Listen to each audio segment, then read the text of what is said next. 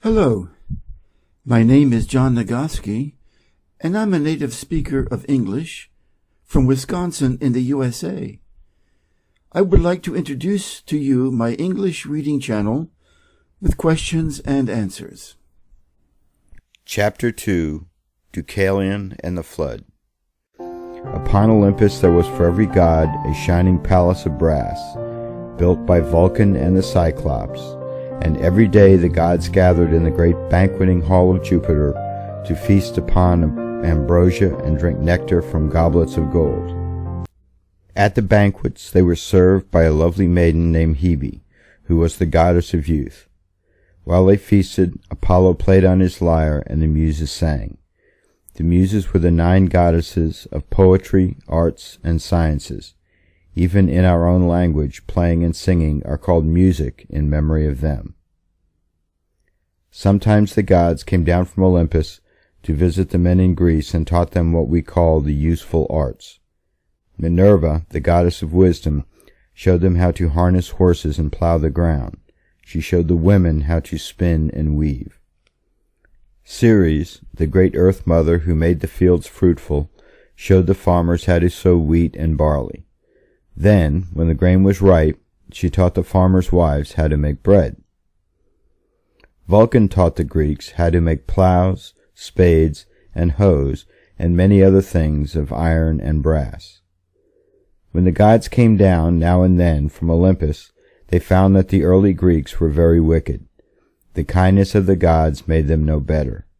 So at last Jupiter decided to destroy them by a flood. A certain half-god, half-man named Prometheus, or Forethought, warned the Greeks of their danger. The only person that heeded his warning was his own son, Deucalion. With Pyrrha, his wife, Deucalion got into an ark as soon as the rain began. It rained all over Greece for days and days. The rivers and brooks overflowed, the valleys were filled, the trees disappeared. All but the highest mountains were covered. But Deucalion's ark rode safely. At last the rain ceased. For 9 days the ark drifted about on the face of the water, then it grounded.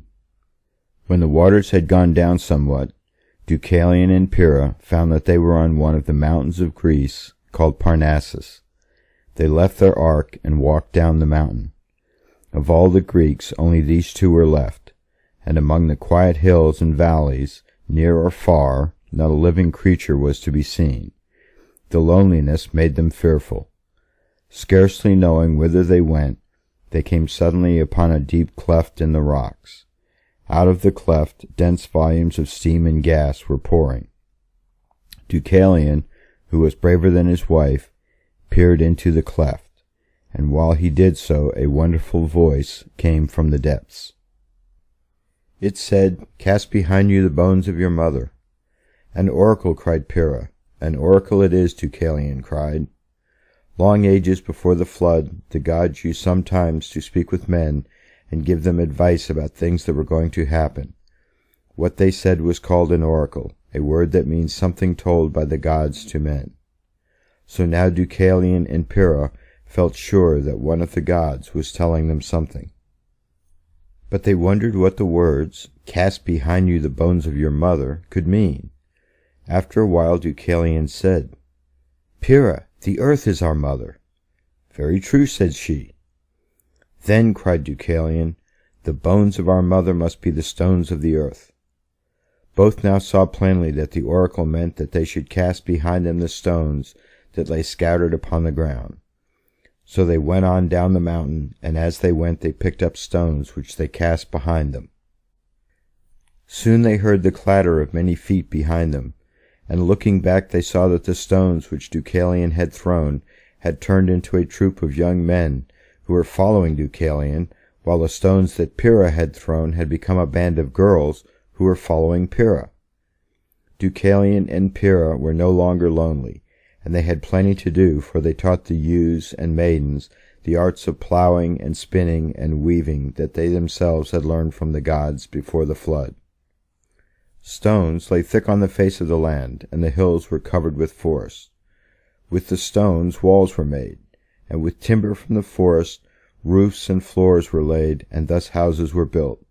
Farms were then laid out, fields were sown, and vines and olive trees planted. Soon the valley below Mount Parnassus was crowded with many people. In time the race of Deucalion and Pyrrha spread from valley to valley, up and down the land of Greece. The people called themselves Hellenes, because one of the sons of Deucalion was named Hellen. Their country, which as you have learned we call Greece, they called Hellas.